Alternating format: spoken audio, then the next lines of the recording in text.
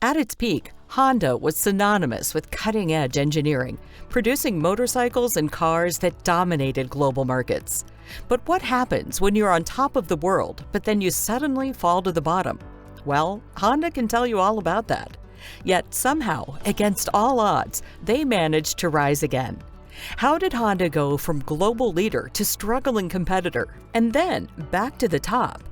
In the late 1980s and early 1990s, Honda was riding high. After World War II, Soichiro Honda, the founder of the Honda company, focused on making cheap and dependable motorcycles. And guess what? It worked. By the 60s, Honda had positioned itself as the biggest motorcycle manufacturer in the world. They were not just churning out bikes, they were building a lifestyle, a culture. From the tiny Honda Cub to high-performance models, Honda was taking the world by storm. In the late 1960s, the company decided to make a risky move and went into the automobile industry. People laughed at the concept. A motorcycle company making cars? And their concerns were valid, but not for long. You see, Honda was different from other motorcycle companies. They entered the car market with the Honda Civic, a compact car launched in 1972. But that wasn't just any car. The Civic was introduced at a time when the world just went through an oil crisis in the 1970s. Everybody underwent a change of mind, now looking for a more compact, fuel-saving means of transport. And Honda's Civic was just that. The Civic not only solidified Honda's position in the global automotive market, but also established it as one of the major players in fuel-efficient technologies. The CVCC engine fitted into the Civic became a sensation since it was able to meet the United States Clean Air Act restrictions without the usage of a catalytic converter. Brilliant! While other companies were still warming up, Honda was already at the finish line. Honda did not simply settle for the Civic. In 1976, they came up with the Honda Accord, which soon made its way up the ranks and became one of the most highly marketed vehicles in the United States. It was a great vehicle because it was practical, fuel-efficient, and reliable. Honda was riding high. They were an unstoppable force in both motorcycles and automobiles. At this stage, nothing seemed to go wrong for them. However, this is the thing about success. It often breeds complacency. So, what went wrong? How did a company that appeared unstoppable stumble and fall so badly? The 1990s were characterized by a global economic slowdown that affected the automotive industry in an unfavorable way, to say the least. Honda, like other major car makers, faced shrinking markets and lower demand. But while its competitors tightened their belts, Honda pushed forward, overextending itself. By the year 1992, the company was trying to implement too many strategies within a short period of time. One glaring misstep was Honda's entry into the luxury car market. Was it a high-end sports car brand? A luxury sedan maker? Customers were confused, and this confusion was evident when you looked at the sales. In addition to struggling with the market for Acura, Honda had a leadership crisis. While Soichiro Honda was characterized as an inventive risk-taker, the people who succeeded him were not so decisive. Honda was fumbling and losing grip of the markets that were being captured by companies like Toyota, Nissan, and even Hyundai. For a company that was once dominating the market with a level of authority, this was a fall from grace. And then there was the currency crisis. In the 90s, Japan saw a surge in the value of the yen, making its products and services pricier to foreign markets. There was a decline in the company's market share, as well as a decline in profits. The faith of the investors was dwindling, and this was evident when you looked at its stock price, which fell down to $30 from a peak of $100. So then, what caused Honda's turnaround?